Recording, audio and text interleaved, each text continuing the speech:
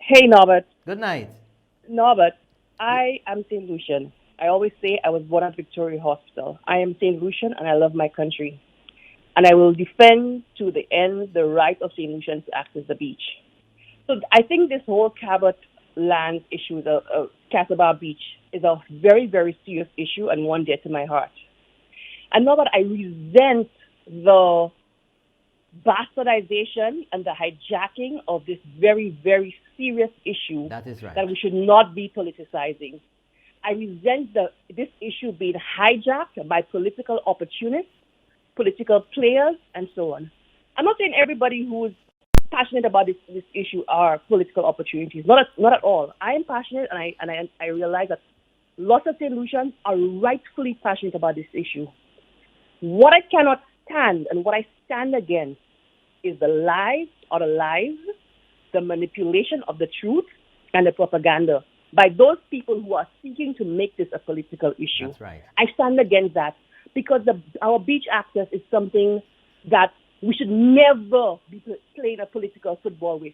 We need to speak facts and we need to speak the truth about this issue. I want to speak about Queen Shane, first of all, Norbert. Yes, yes. No, but when I lived in Saint Lucia, I had my own real estate company, so I know a bit about the issue of You had your Queen own Shane. what company? Real estate. Okay. Yeah. So the leasing of Queen Shane is nothing new to Saint Lucia. It's not new. This has always happened. And it's not just hotels and it's not just beach land. The Queen Shane was on the original parcel of Saint Lucia.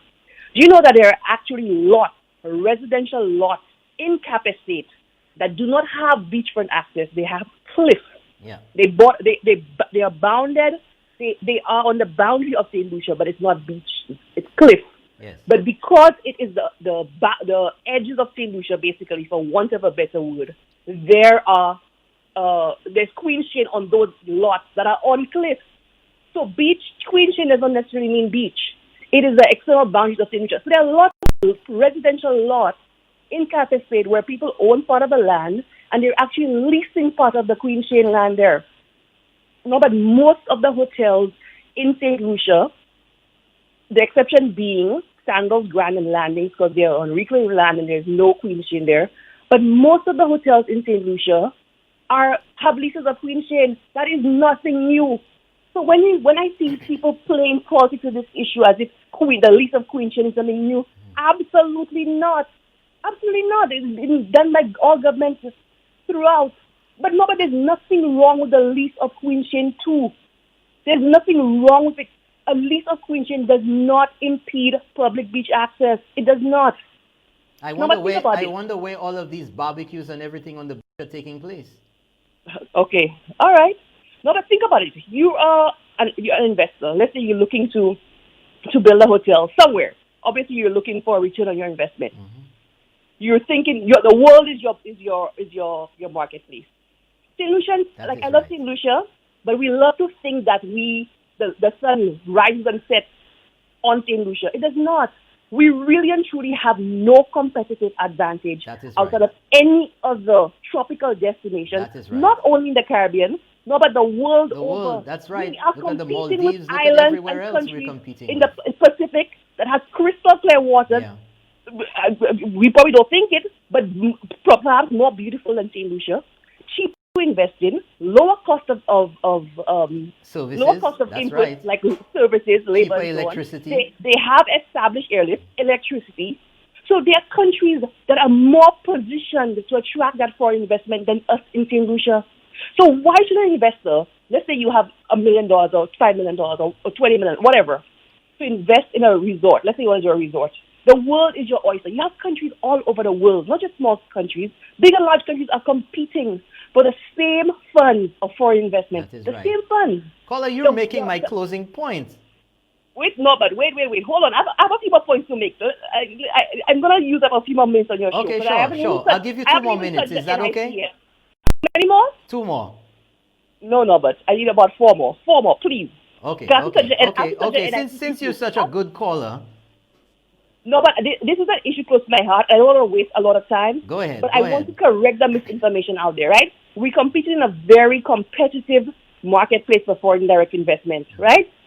when people say hotels should be built across the road, okay, it's done in New York, it's done in Miami, it's done here, it's done in Brazil, whatever.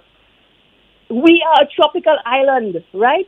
Hotels want to be built on the beach so that people have access to the beach. Just like they're done in Thailand, in the Philippines, everywhere else. That is who we are competing with. When investors come down to look for a place to invest, and we want to tell them, no, go across the street. You think they're going to come and invest in Saint Lucia? Folks, we need the employment. You know, what is our competitive advantage? Caller, you're making a very important point in all of this.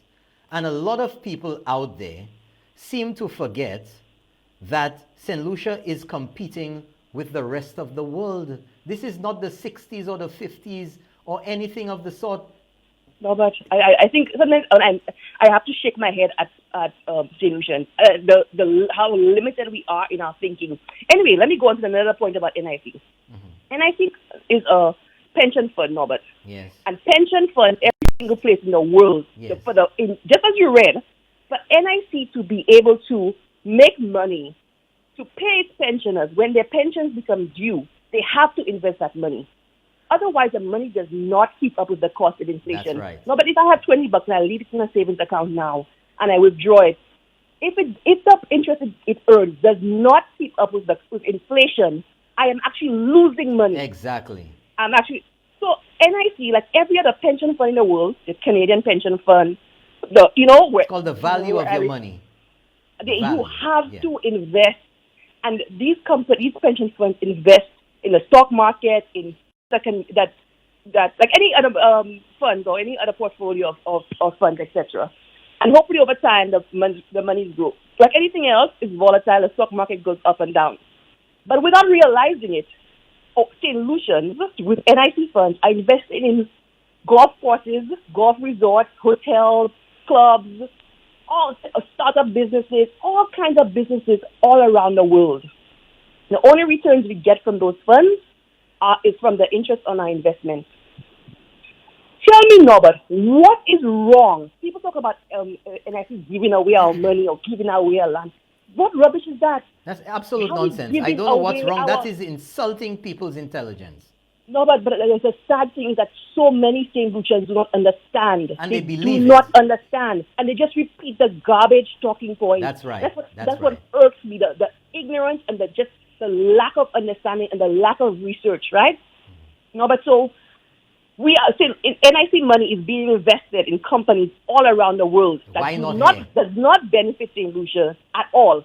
What is wrong with NIC investing in a company like Cabot, right? Through a loan, an interest-bearing loan, where those funds are invested and the security is triple the value of the loan. I'll get to that, but the money is invested in Saint Lucia, creating number one, employment, long-term employment through construction, economic activity, the purchase of goods and services locally in the economy.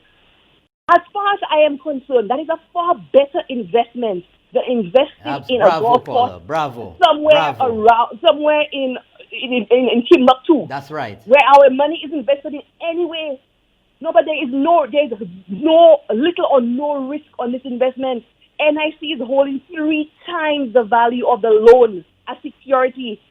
Even in the worst case scenario, if Cabot cannot pay that loan, the land goes back to NIC. NIC can sell a loan below market price as residential lots to Saint Lucians and still make a profit. Exactly. As far as I'm concerned, this is a win-win-win thing for Saint Lucians. Absolutely.